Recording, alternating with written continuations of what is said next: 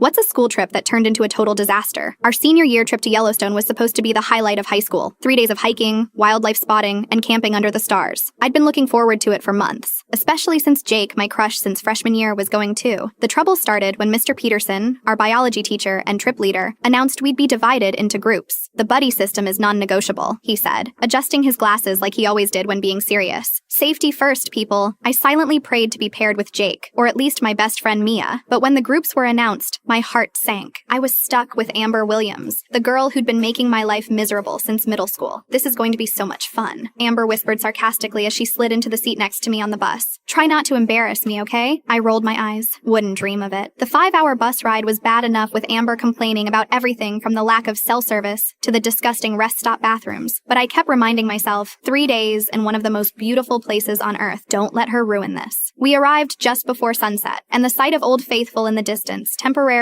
made me forget about my buddy problem. The golden light hitting the landscape was breathtaking. All right, everyone, Mr. Peterson called out. Set up your tents before dark, then we'll have dinner at the campfire. That's when I realized the buddy system also meant sharing a tent. Great. Setting up our tent should have been simple. The instructions were clear enough, but Amber was too busy taking selfies with the mountains in the background to help. Can you actually do something? I finally snapped. She glared at me. Fine, give me that pole thing. Within minutes, she'd somehow bent one of the crucial tent poles. Oops, she said with a shrug. Mr. Peterson inspected the damage and shook his head. You'll have to make do. It'll be a bit lopsided, but it should hold. It didn't. At 2 a.m., a sudden thunderstorm hit. Lightning illuminated the sky and rain poured through our collapsed tent. We woke up in puddles, our sleeping bags soaked. This is all your fault, Amber shrieked, her mascara running down her face. If you knew how to set up a tent properly, my fault? You're the one who broke the pole. We ended up cramming into Mr. Peterson's emergency tent for the rest of the night, along with 2 other girls whose tent had also failed. 5 people in a 3-person tent. Nobody slept. The next morning, things got worse. Despite clear instructions to pack proper hiking boots, Amber had brought white designer sneakers. Halfway through our hike to Grand Prismatic Spring, she slipped on a muddy trail and sprained her ankle. I can't walk, she wailed dramatically. Someone needs to carry me. Mr. Peterson radioed for help, and our entire group had to turn back. The rest of the class continued without us. Back at camp, Amber's parents were called. They insisted on coming to get her, a 6-hour drive each way. And since she was my buddy, guess who had to go home early too? Me. As I watched the rest of the class head out for their second day of adventures from the ranger station window, I caught Jake's eye. He mouthed, sorry, and waved goodbye. Ready to go, girls? Amber's mom chirped as she arrived. I brought snacks for the road. The worst part? On the long ride home, Amber and her mom sang along to pop songs the entire way while I sat in silence, scrolling through everyone else's amazing Yellowstone photos on Instagram.